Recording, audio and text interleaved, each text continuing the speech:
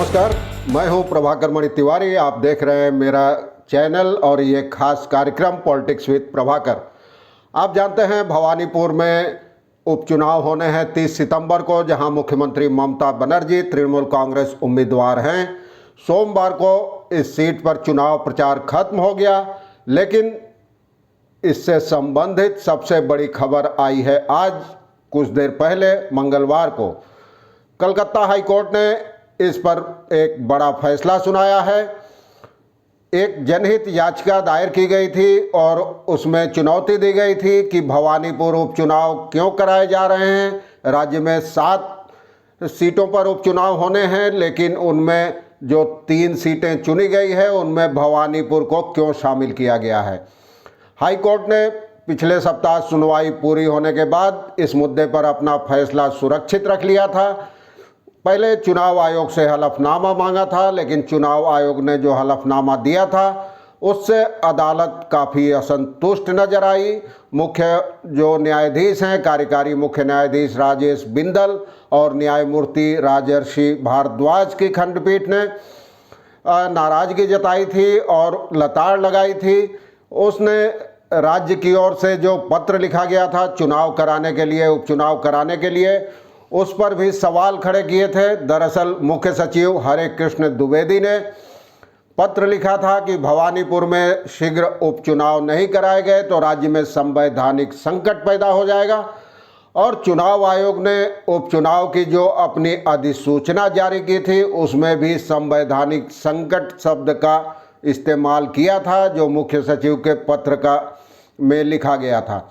इस पर अदालत ने नाराजगी जताई, सवाल खड़े किए कि आखिर जिस पार्टी को 213 सीटें मिली हाल के विधानसभा चुनाव में, उसने सरकार बनाई, वहां अगर एक सीट पर उपचुनाव नहीं होता है तो संवैधानिक संकट कैसे पैदा हो जाएगा। इस पर लताड़ लगाई थी, चुनाव आयोग को हलफनामे पर नाराजगी जताई। उसके बाद अदालत ने अपना फैसला सुरक्षित रख लिया था। उसके बाद इस मुद्दे पर अटकलों और कयासों का दौर तेज हो गया था।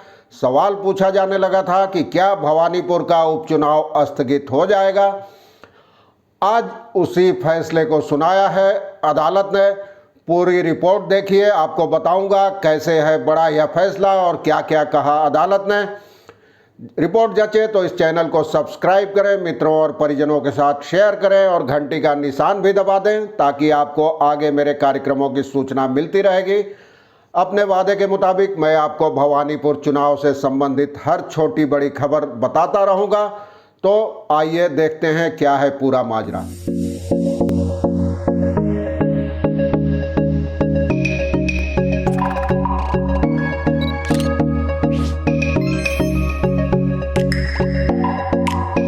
मैंने अपनी एक रिपोर्ट में बताया था हाई कोर्ट के फैसले के बारे में कि क्या टल जाएगा भवानीपुर का उपचुनाव। आपने वो वीडियो देखा होगा। इस वीडियो के डिस्क्रिप्शन बॉक्स में भी मैं उसका लिंक डाल दे रहा हूँ। तो एक याचिका दायर की गई थी, उसके बाद आज अदालत ने जो फैसला सुनाया है उसमें उसने चुनाव आयोग पर जुर्माना लगाया है। जुर्माने की रकम तय होगी अगली सुनवाई के दिन। अगली सुनवाई इस मुद्दे पर होगी 17 नवंबर को। पश्चिम बंगाल में दुर्गा पूजा की लंबी छुट्टियां होती है, उसके बाद सुनवाई होगी। साथ ही अदालत ने राज्य के मुख्य सचिव के पत्र की भी निंदा की है। उन्होंने पत्र में जो संवैधानिक संकट वाली बात लिखी थी उसमें अदालत ने टिप्पणी की कि ऐसा करके मुख्य सचिव ने गलती की है, ऐसा उनको नहीं करना चाहिए था। साथ ही अदालत ने साफ कर दिया है, तमाम अटकलों को खत्म कर दिया है। अदालत ने कहा है कि भवानीपुर सीट पर उपचुनाव तय समय पर ही यानी 30 सितंबर को ही होगा। इसके बाद अटकलों और कयासों का दौर खत्म हो गया है लगभग, और अब ये तय हो गया है कि चुनाव 30 सितंबर को अपने तय समय पर ही होगा। और उसने स्थगित करने से इनकार कर दिया। याचिका में मांग की गई थी, जनहित याचिका में। और यह चुनाव आप जानते हैं ममता बनर्जी के मुख्यमंत्री बने रहने के लिए काफ़ी अहम है। 5 नवंबर को तक अगर वो विधानसभा का सदस्य नहीं बनती तो उनको इस्तीफा देना पड़ेगा, चूँकि नंदीग्राम में वो शुभेंदु अधिकारी से चुनाव हार चुकी हैं।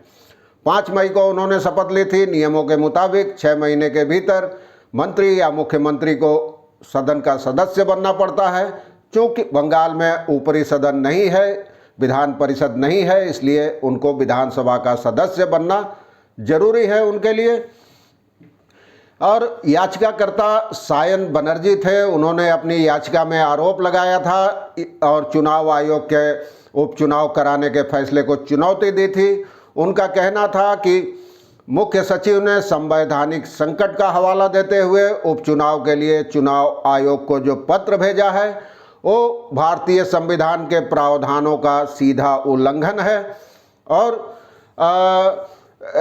ये दूसरी ओर चुनाव आयोग ने अपने हलफनामे में कहा कि याचिकाकर्ता संवैधानिक संकट शब्द की गलत व्याख्या कर रहा है, सही व्याख्या नहीं कर रहा है। कार्यकारी मुख्य न्यायाधीश राजेश बिंदल की अगुवाई वाले खंडपीठ में इस मामले की इस याचिका पर सुनवाई हो रही थी।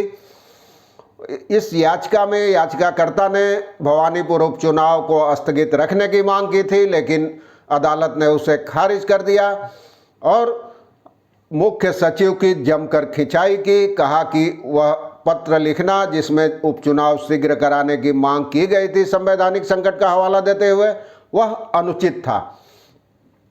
तो अदालत ने ये कहा। उसके बाद और भी कई टिप्पणियां की। इसके बाद अगली सुनवाई अब 17 नवंबर को होगी और उन्होंने कहा कि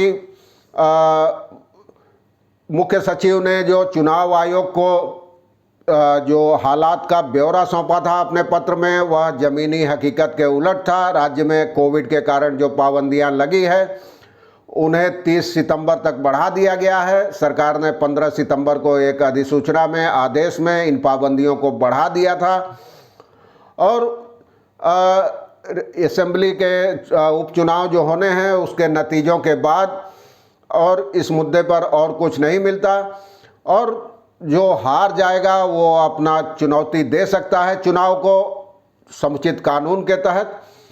और अदालत का कहना था कि प्रेस नोट 4 सितंबर को जारी कर चुनाव आयोग ने जो चुनाव प्रक्रिया शुरू की थी उसे इस मुकाम पर 2 दिन पहले रोकना उचित नहीं होगा। लेकिन मुख्य सचिव का आचरण सही नहीं था इस मामले में, ये बार बार दोहराया है। और अदालत का कहना था, खंडपीठ का कहना था कि एक पब्लिक सर्वेंट होते हुए उनकी ड्यूटी है कानून के तहत अपनी जिम्मेदारियों का निर्वहन करना, चाहे सत्ता में कोई भी पार्टी हो। उनका दायित्व तो यह नहीं है कि वो किसी खास व्यक्ति के सत्ता में आने के लिए उसकी जीत सुनिश्चित करने की दिशा में प्रयास करें और इसके लिए संवैधानिक संकट का हवाला दें। खंडपीठ ने चुनाव आयोग की भी आलोचना की, पिछली सुनवाई की तारीख पर भी आलोचना की थी। आज भी कहा कि बाढ़ की परिस्थिति के बारे में चुनाव आयोग ने अदालत को गुमराह किया है और यह सबको मालूम है कि राज्य में बीते कुछ दिनों के दौरान भारी बारिश हुई है और बार बार चीफ सेक्रेटरी की भूमिका की आलोचना की गई और उसमें कहा गया कि कोर्ट ने कहा कि सरकार इस बात की व्याख्या करने में नाकाम रही है कि एक व्यक्ति के चुनाव जीतने या हारने से संवैधानिक संकट कैसे पैदा हो सकता है जबकि सत्तारूढ़ पार्टी के पास भारी बहुमत है।